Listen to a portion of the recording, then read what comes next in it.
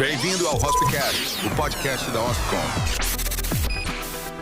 Olá, sejam todos muito bem-vindos a mais um episódio do nosso Hospicast.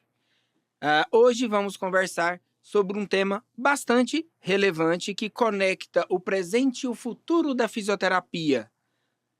Como que é a atuação de um fisioterapeuta dentro do ambiente de terapia intensiva? Qual o impacto da presença desse profissional dentro da equipe multiprofissional da UTI? Como que é a gestão dos serviços de fisioterapia? E como é e para que serve a ultrassonografia para fisioterapeutas?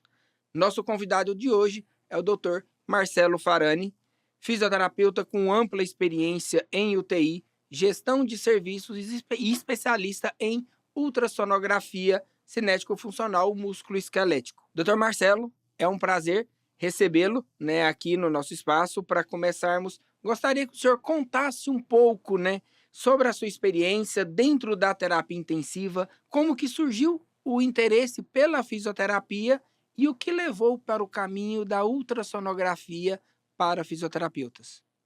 É um prazer estar aqui nesse podcast da Hospicom. E vamos lá falar um pouco sobre a história de Marcelo Farani com a UTI e chegando a ter o contexto da ultrassonografia cinesiológica.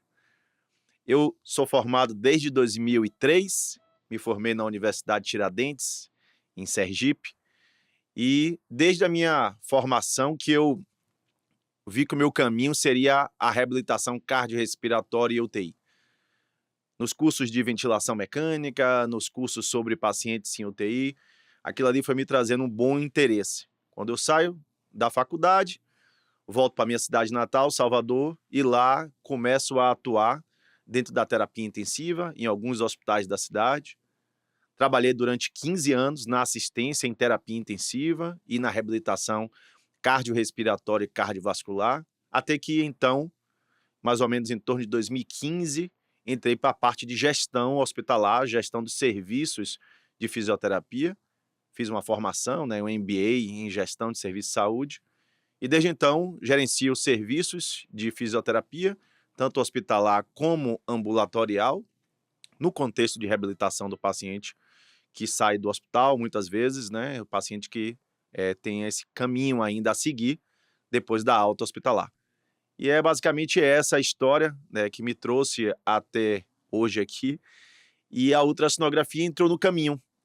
Mais ou menos em torno de 2017, eu comecei a me encantar o que a ultrassonografia poderia trazer para o fisioterapeuta em termos de avaliação, para acompanhar a reabilitação e para que a gente pudesse medir de forma mais coesa o que a fisioterapia estava repercutindo nos pacientes. Foi aí, então, que eu fiz minha capacitação em 2018, no Hospital Albert Einstein, na formação Point of Care, que é uma formação ampla para todas as áreas, envolvendo fisioterapeutas, médicos, nutricionistas. E daí, então, comecei a deslanchar nessa área aí de ultrassonografia cinesiológica e venho fazendo várias capacitações pelo Brasil no contexto de ultrassonografia para que o fisioterapeuta aprenda que é uma ferramenta viável e possível, beira-leito, para que a gente possa aplicar nos nossos pacientes. E, Farani, a UTI ele é um cenário, com certeza, desafiador para a área da saúde. E a fisioterapia ela tem um papel extremamente fundamental ali dentro daquele ambiente. Como você descreveria a atuação do fisioterapeuta dentro do ambiente de UTI? A sua importância, a sua relevância, o seu protagonismo ali dentro? Maravilha. Isso é muito bom, porque eu ainda vivencio a a UTI no meu dia a dia como gestor. E eu sempre falo que quando eu entro na UTI, eu me sinto tranquilo, porque é um ambiente que eu me formei, é um ambiente que eu trabalhei a vida inteira. Para muitas pessoas é um ambiente tenso, mas para mim é um ambiente tranquilo, porque quando a gente tem um domínio de tudo que está acontecendo ali, fica mais fácil a gente entender todo o processo. O fisioterapeuta ele tem um papel muito importante da terapia intensiva. Uma UTI não consegue vivenciar sem um fisioterapeuta. O fisioterapeuta hoje é responsável por diversos processos dentro da terapia intensiva. Ele ganhou espaço ao longo dos anos. A atuação aqui no Brasil é diferente da atuação de outros locais do mundo, mas o fisioterapeuta aqui no Brasil, ele é o protagonista na parte de ventilação mecânica, do desmame ventilatório, da mobilização e reabilitação do paciente crítico, devolvendo para ele a funcionalidade que muitas vezes ele perde dentro da UTI, devido à doença crítica, devido à sepse, o imobilismo, que leva esse paciente a ter dificuldades depois a levantar, se mobilizar, voltar às atividades laborais e atividades, né, de vida diária dele. E então o fisioterapeuta tem esse papel primordial de preservar e depois devolver os que infelizmente a gente não consegue ainda, vamos dizer assim, dar um stop na doença, né? Parar aquele processo. É um processo de degradação muscular que vai envolver os músculos respiratórios, os músculos das pernas, dos braços, né? A musculatura apendicular também vai ser comprometida. Então o fisioterapeuta fica mais nesse contexto, reabilitação pulmonar, reabilitação muscular, né? Devolvendo a função desse paciente e tentando debelar o que está gerando de dano devido à doença no contexto de UTI. É basicamente isso aí.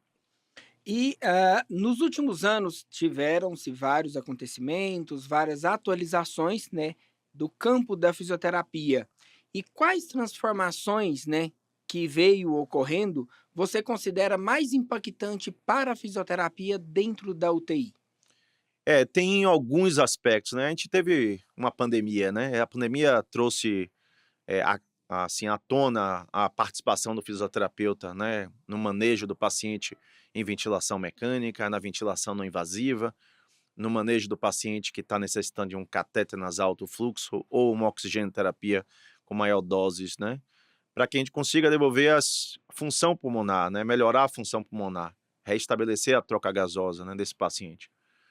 Mas eu acho que o contexto que melhor eh, fala sobre isso é a unificação, é unificar todos esses processos, né? Ventilação, reabilitação e uma avaliação muito precisa.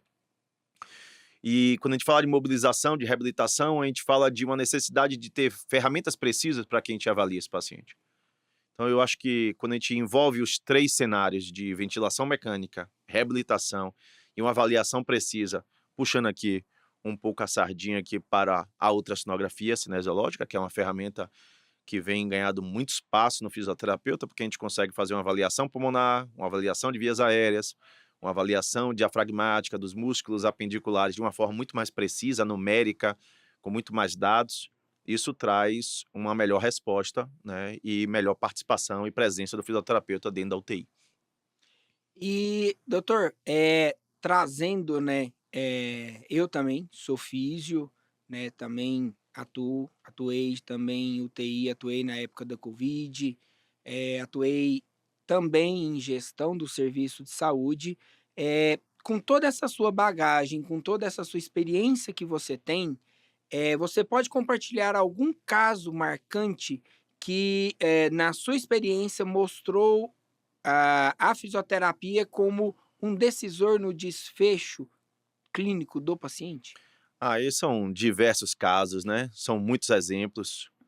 Eu acho que o fisioterapeuta ele se torna muito importante, assim, a importância do dia a dia dos casos que a gente vê muito mais é mais visto quando o paciente, quanto mais o paciente perde, mais a gente é visto, né?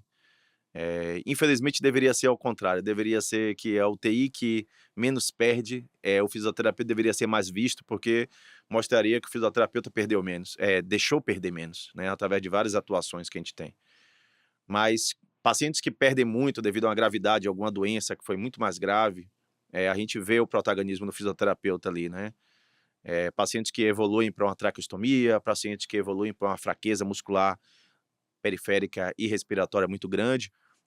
A gente vê que o fisioterapeuta ali, depois de um tempo que o paciente está bem controlado clinicamente, tudo isso, ele fica fundamental, né? Ele se torna fundamental naquele processo. É claro que todas as profissões que estão ali na terapia intensiva são extremamente importantes, a medicina, a enfermagem, fonoaudiólogos, nutricionistas, mas a gente vê que o paciente que quanto mais perde função, mais o fisioterapeuta é presente. Então a gente vê algumas situações de pacientes que foram até desacreditados, né, de que conseguiriam ficar fora do ventilador, que conseguiriam evoluir para um contexto de retorno à funcionalidade, e esse paciente voltar a respirar sozinho, sair da máquina do ventilador, retirar a traqueostomia, voltar à função, voltar a andar, voltar a trabalhar. Então eu tenho diversos casos desses que a gente acompanha até, às vezes, domicílio, e esse paciente voltou à vida normal, né? Então a gente tem alguns casos muito bons, assim, quando vai passando um filme na minha cabeça de diversos casos que eu vivenciei e que eu vi que realmente a profissão da fisioterapia ela é de suma importância, né? Não é só uma importância baseado numa norma que necessita que tenha um fisioterapeuta dentro da UTI, mas é a necessidade vista nos olhos dos outros membros da equipe, né?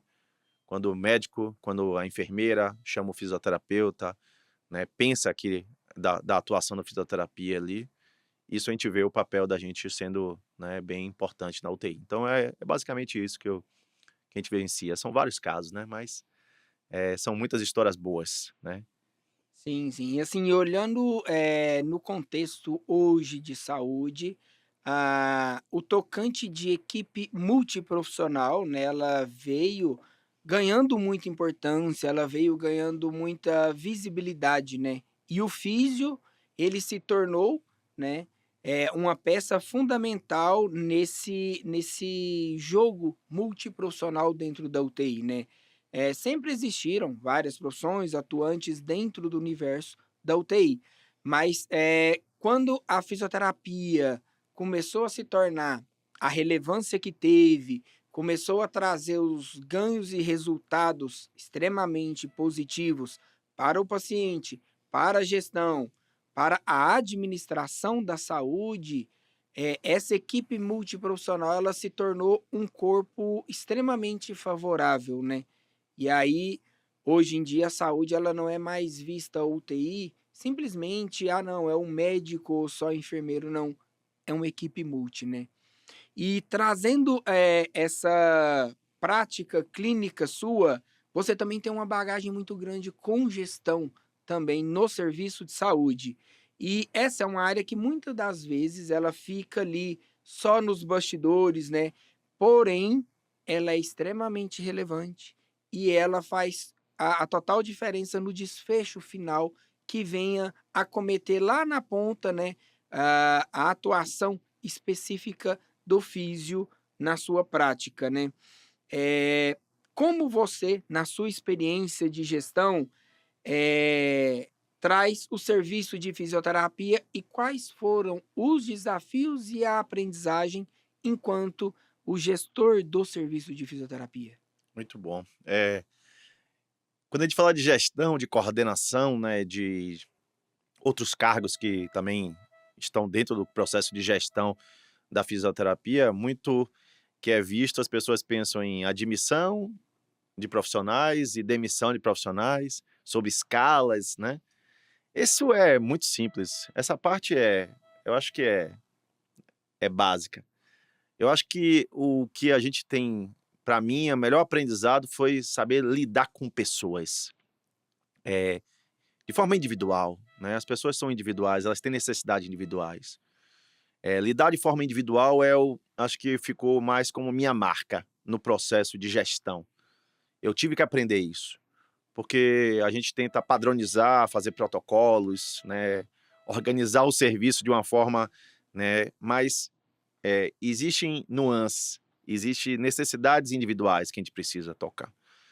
Então, para mim, no processo de gestão, o mais importante é isso, e estimular o profissional para que ele chegue no seu máximo, né, que ele dê o máximo ao paciente, que ele aprenda o máximo, se atualize, que independente da remuneração que esteja ali por trás daquilo, ali naquele leito tem, como a gente fala, né, o amor de uma pessoa.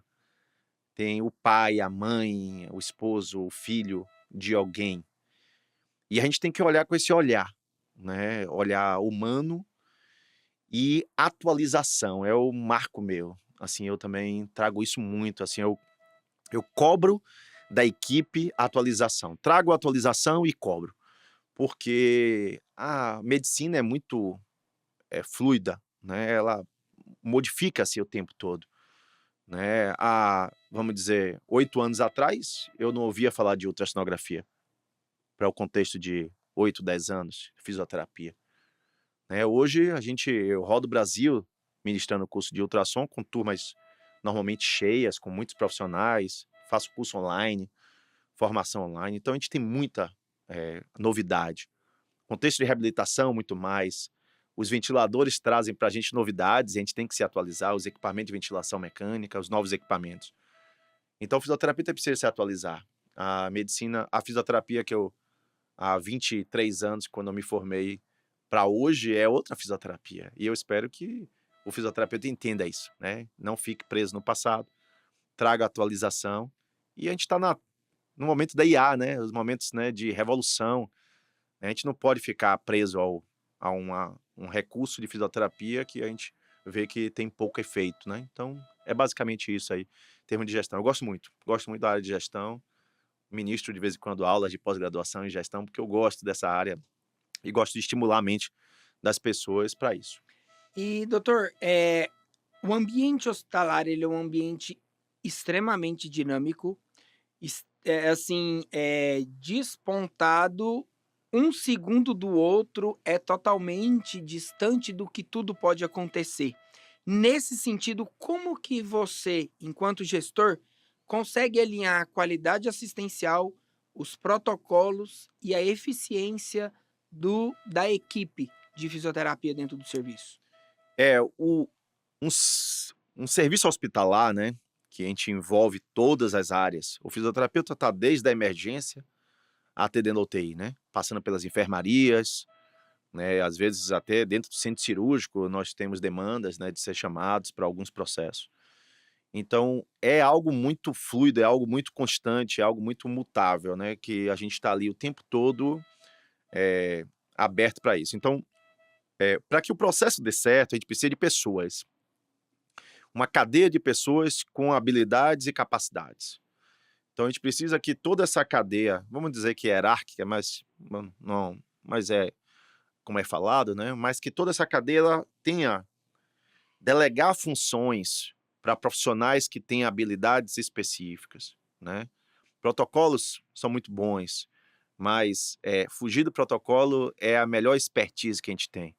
Quanto mais expert profissional ele consegue fugir do protocolo sem mudar do protocolo, trazer uma novidade, né? Então a gente precisa lidar com isso, saber quem direcionar para as situações, né? Porque às vezes o gestor ele não está presente o tempo todo e às vezes o plantão e o hospital funciona 24 horas.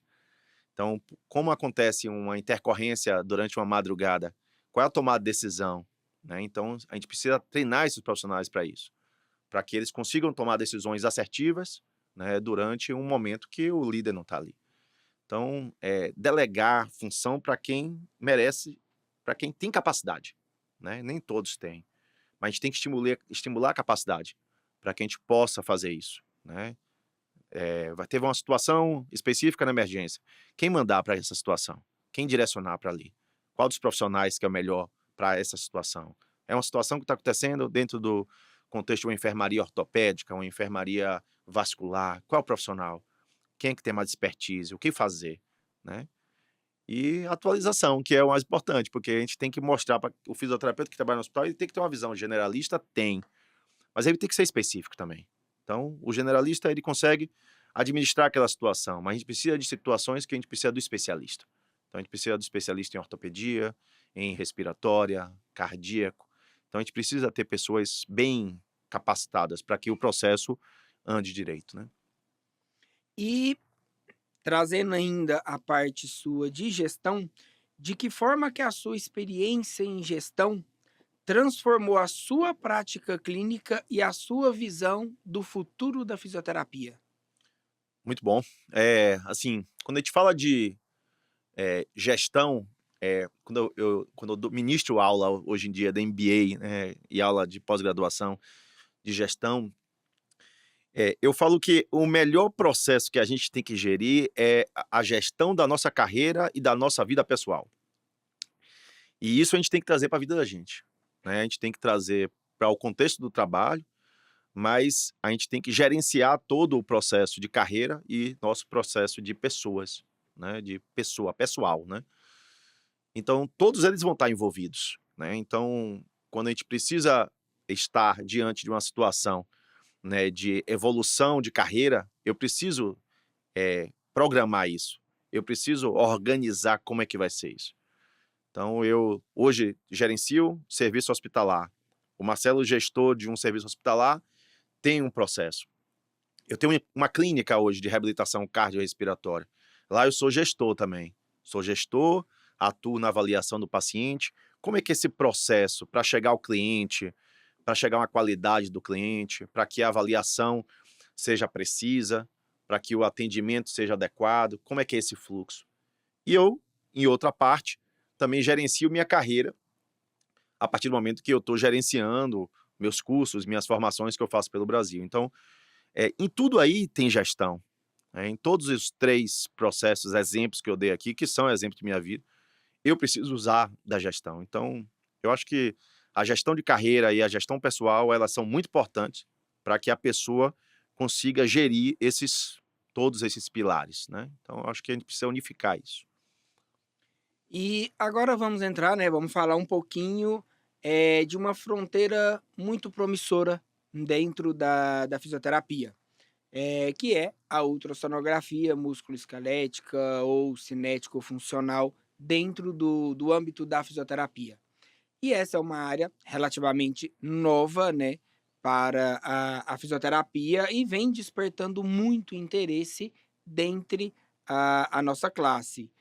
Doutor Marcelo, para quem não conhece o que é a ultrassonografia cinético-funcional ou músculo-esquelética e como ela pode ser aplicada para o fisioterapeuta? Maravilha. Estamos aqui, ó, diante de um equipamento ultra portátil, equipamento beira-leito, né?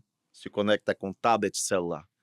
O que para o fisioterapeuta é importante entender disso aqui? Que a ultrassonografia, ela vai trazer para o fisioterapeuta a possibilidade de avaliar a morfologia da estrutura que ele vai tratar e consegue, através de diversas possibilidades que o equipamento tem, de medidas, de fórmulas que a gente vai utilizar aqui, ver como é que está o aspecto funcional das estruturas. Diversas estruturas nós podemos avaliar, vou puxar um pouco para o meu lado, para a minha atuação. Então a gente tem como fazer avaliações dinâmicas das vias aéreas, como é que as vias aéreas estão se comportando durante uma ventilação não invasiva, durante um CPAP, durante a intubação e a traqueostomia. Avaliar como é que está a função pulmonar, como é que está o pulmão, a aeração do pulmão.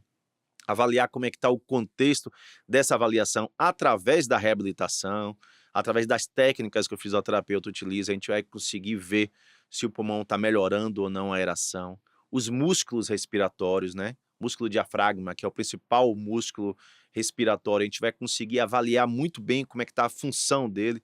É um dos valores muito mais robustos hoje na ciência para avaliação da disfunção diafragmática, é a ultrassonografia. Além dos outros músculos respiratórios, como os intercostais, musculatura abdominal e outros músculos que estão podendo ser avaliados. E a gente vai conseguir também ver toda a parte musculoesquelética, tanto as articulações, ligamentos, bursa, compostos intraarticulares, o músculo do paciente, como é que está a composição desse músculo, o que ele sofreu na doença, o que a gente está fazendo de intervenção. E, fora isso, a gente tem um universo gigante das pessoas que trabalham com ultrassonografia na parte uroginecológica, na parte hoje de injetáveis, guiados com ultrassonografia, procedimentos estéticos e dermatológicos também guiados com a ultrassonografia e avaliados para ver se está tendo um bom resultado ou não. Então, a ultrassonografia ela traz para o fisioterapeuta um leque, um universo de possibilidade de avaliação. E quando a gente pega um equipamento desse, tá tudo aqui dentro, né? A gente consegue fazer essas avaliações todas aqui, a partir do momento que você consegue utilizar de forma correta dele, né? Saber mexer, saber ajustar, saber medir. Então, a partir do momento que você aprende sobre esse recurso, você tem uma ferramenta de múltiplos órgãos sendo avaliados.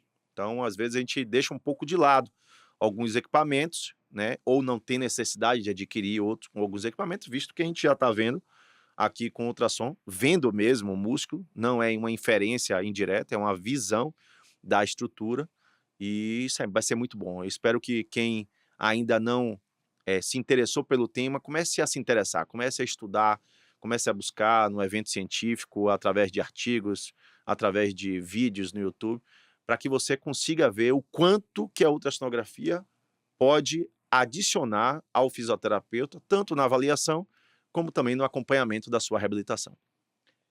E, doutor, sem denunciar, né, a época de formação que a gente fez há alguns anos atrás, eu costumo brincar muito que na nossa época, né, o esteto, ele era a ferramenta fundamental para se fazer um curso dentro da área de saúde, específico dentro da fisioterapia. E hoje eu costumo, né, brincar que o nosso esteto de antigamente, hoje é um ultrassom, né?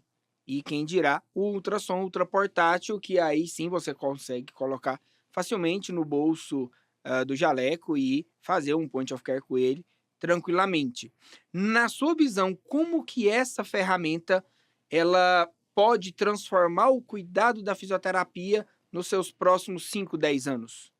Isso que você fala é uma tendência até de artigos, né, que já trouxeram isso como tema, né, que a ultrassonografia, ela vai ser e deveria já ter sido, né, mas a gente tem uma curva de aprendizado, a substituição da ausculta pulmonar e também da ausculta cardíaca, né. A ultrassonografia, ela consegue enxergar o pulmão, né, através de sinais, é claro que a gente é um dos órgãos que a gente tem, vamos dizer assim, mais atuais, né, no contexto de ultrassonografia, porque o ultrassom pulmonar não existia, né, e foi, vamos dizer assim, inventado mais ou menos aí em torno de 1998 a 2002, então é algo recente, né, vamos dizer que é recente para a medicina, é algo recente, em torno de 20 anos que a gente tem aí, e houve um escalonamento muito maior na época do Covid, né, em termos de publicações. Mas assim, no meu contexto hoje do dia a dia, eu já não utilizo mais o estetoscópio, né, para avaliar pulmão do paciente. Para mim, essa ferramenta é a ferramenta que eu utilizo, porque eu tenho a ferramenta. Então, a gente precisa adquirir a ferramenta ou ter na clínica ou no hospital para que você possa fazer essa substituição. E muitas vezes até o raio-x, né, que a gente já vê alguns artigos e durante o dia a dia a gente colocando um pouco de lado a avaliação do raio-x, né, e utilizando a ultrassonografia, porque a literatura já mostra que ela é superior, né, em relação à sensibilidade, acurácia diagnóstica. Então a gente está substituindo e tem que substituir. Então a gente precisa de capacitação, precisa de fisioterapeutas, médicos, outros profissionais como enfermeiros, nutricionistas, capacitados para utilizar isso aqui. Então não é uma ferramenta que simplesmente eu pego, coloco no tórax e vou ver ali o pulmão ou o diafragma do paciente. Eu preciso estudar, eu preciso entender o que está acontecendo, qual é o comportamento, qual é a melhor janela, qual é a melhor forma de preset que a gente tem que organizar para que faça uma avaliação adequada. Então, precisa de um conhecimento, não é simplesmente comprar o equipamento ou ter o equipamento no ambiente, precisa saber utilizar, né? Então, por isso que é importante muito a capacitação, né? Eu busquei ela, me capacitei também de forma depois muito autodidata, estudei bastante, fiz outras formações também, ainda vou fazer outras, né? Estou de olho aí em outras, porque a atualização tem que ser constante, né? Porque hoje eu estou ministrando curso pelo Brasil inteiro, que eu não preciso me atualizar, eu preciso sim, eu preciso trazer novidades, ver o que está sendo feito pelo mundo, né? Para que a gente consiga fazer de melhor forma possível essa avaliação aqui com ultrassom. E falando, né, em futuro, né, futuro da profissão, futuro do exercício da fisioterapia em questão, eu gostaria de ouvir do senhor a sua perspectiva mais ampla, né? Quais as habilidades e quais as competências que o senhor acredita que um fisioterapeuta do futuro ele precisa desenvolver para se manter relevante e inovador dentro do seu campo de atuação? Muito bom. Quando a gente fala disso, a gente fala de um momento que a gente está evoluindo, né? A gente está evoluindo para as questões da robótica, a gente está evoluindo para as IAs, né? A gente não sabe que caminho vai chegar isso, quanto tempo vai chegar para o contexto da fisioterapia. Quando a gente vê um fisioterapeuta hoje, a primeira coisa que eu olho no fisioterapeuta é a competência ética. A ética ela tem que estar acima de tudo. Se a pessoa é ética, ela ela vai prosperar, ela vai fazer o certo, vai querer fazer o certo. A segunda é a atualização.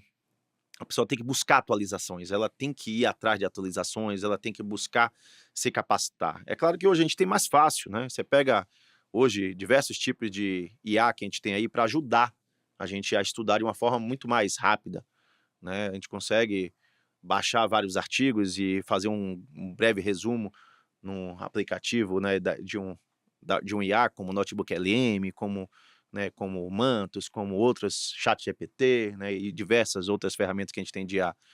E a gente tem que usar disso, né? O fisioterapeuta ele vai ter que entender que ele vai ter que extrapolar e explorar muito mais o que a gente chama de soft skills, né?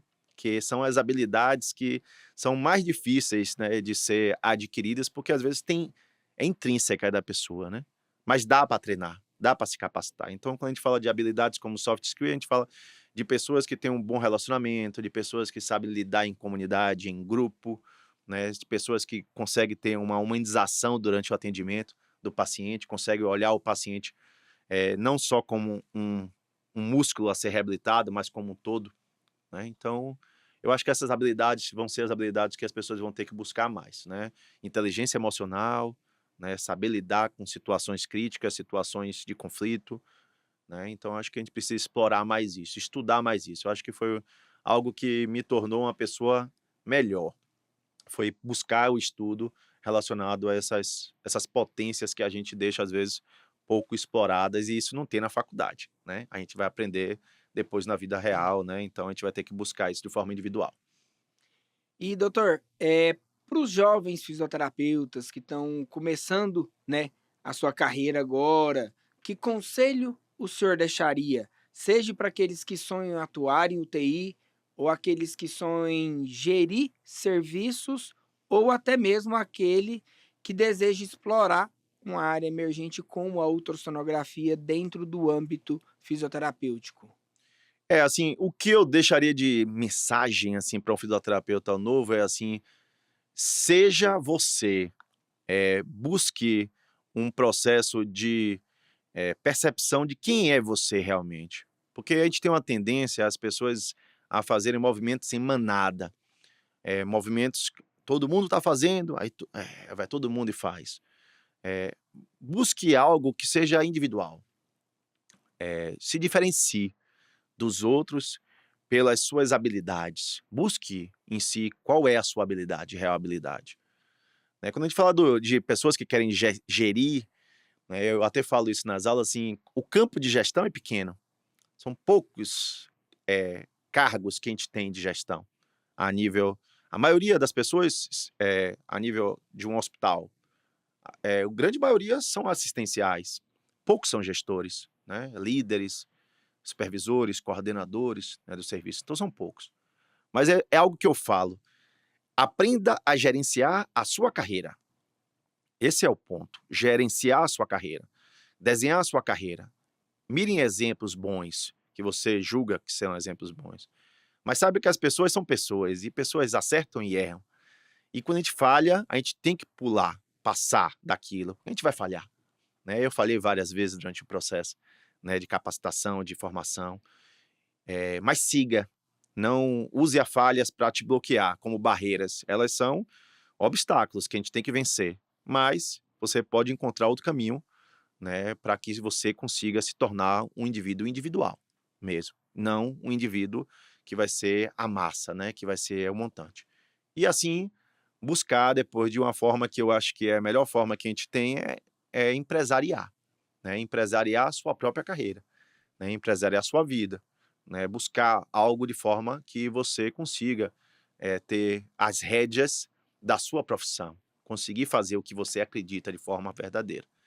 Então, a tendência é isso. Não é para todos, né? Porque a maioria das pessoas tem medo de empreender, medo de se desafiar, de se jogar em um novo processo. Muitos projetos ficam engavetados, infelizmente. As pessoas pensam e ficam engavetados com medo, né? Com receios da falha. Mas a gente vai falhar, né? E não tem nada, tá tudo certo, né? É só seguir de novo, né? E eu acho que é importante isso. Então, essa é a dica que eu daria para um profissional novo, né? E hoje eu me vejo nesse processo, né? Foi um processo de muitas falhas e acertos, até culminar né, hoje, nesse momento que eu tô num momento que eu tô me sentindo muito feliz, muito tranquilo na minha vida em relação à minha profissão e em fazer o que eu gosto. E é isso aí que eu deixaria de informação, de mensagem para os novos profissionais da fisioterapia. Doutor Marcelo, quero te agradecer muito a sua participação. Foi uma conversa extremamente enriquecedora, né? Falamos da importância do físio na UTI, do processo de gestão, né? Os novos horizontes, né, da fisioterapia com a ultrassonografia e principalmente sobre o futuro, né, da nossa profissão. Tenho certeza que esse episódio ele vai inspirar muitos fisioterapeutas que estão iniciando, que já estão atuando e que pretendem atuar dentro da nossa área. Obrigado novamente pela presença e a você que nos acompanhou até aqui, continue ligado nos próximos episódios do nosso podcast. Fique ligado com a gente e até a próxima.